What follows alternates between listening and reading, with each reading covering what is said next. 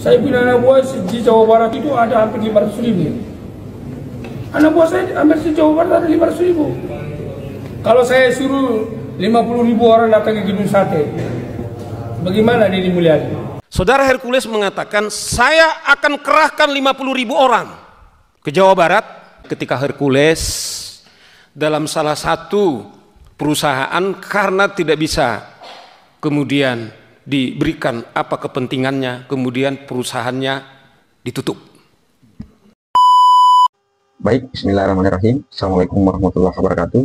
Bapak Ibu, teman-teman semua yang kami hormati, dan salam santun dari kami di wilayah Indonesia bagian timur.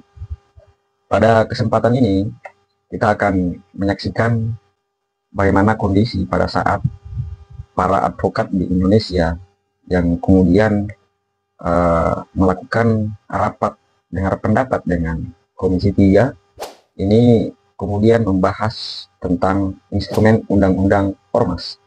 Nah, dalam rapat tersebut hadir salah seorang advokat yang cukup terkenal di Indonesia, yaitu Bapak Saur Siagian. Nah, beliau ini cukup karismatik dan menyampaikan hal-hal yang kemudian penting untuk kita mempertimbangkan apa yang menjadi masukan beliau di DPR Komisi 3. Kalau dari kami perspektif advokat sudah sangat telanjang, ini mestinya harus sudah ditindak. Itu yang dikatakan Daniel. Adakah sampai detik ini kita berbicara, jangankan dibekukan, diperingatkan pun tidak. Contoh yang lain, saya masih ingat nih, telanjang nih pimpinan. Kami sebenarnya sudah menyiapkan, ada satu hari dia mengeksekusi barang. Di situ ada Brimob. Kemudian ada seorang warga negara Indonesia.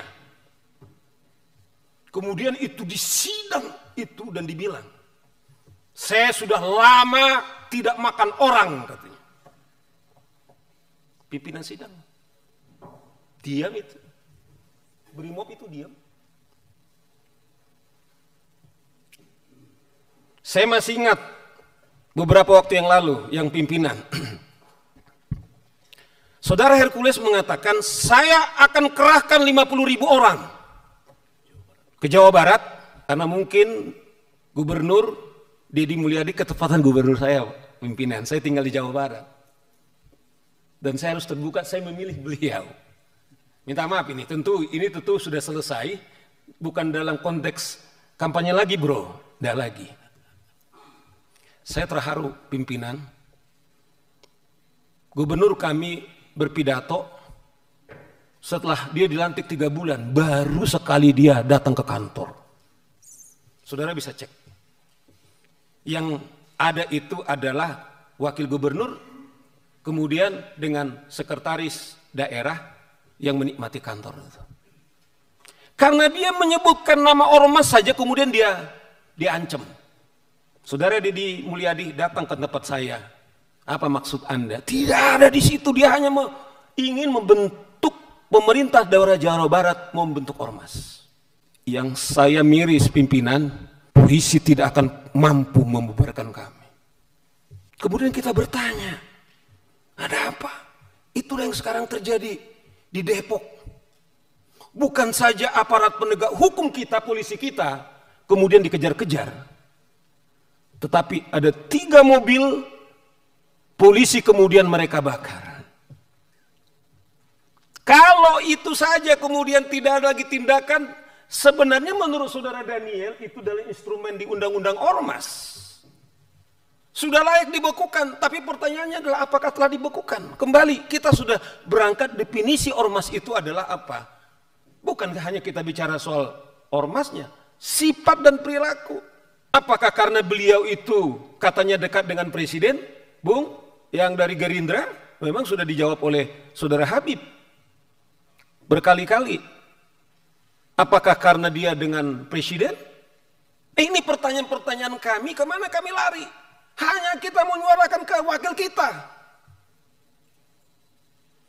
Itu yang saya bilang, kalau tentara kemudian Brimob saja kemudian hanya duduk seperti ini, Sementara si preman kemudian menyidangkan.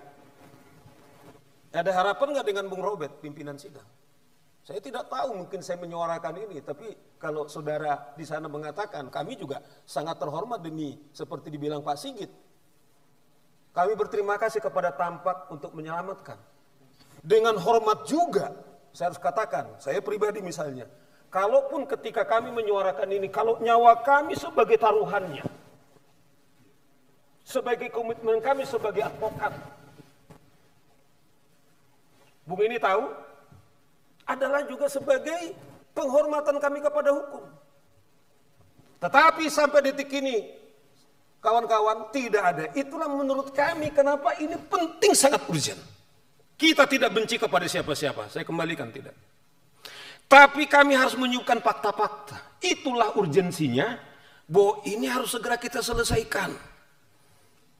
Apakah betul yang mulia hanya yang mulia tahu?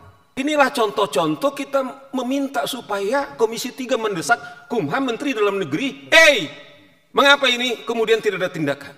Nah, inilah beberapa contoh kita katakan ini telanjang di tempat kita.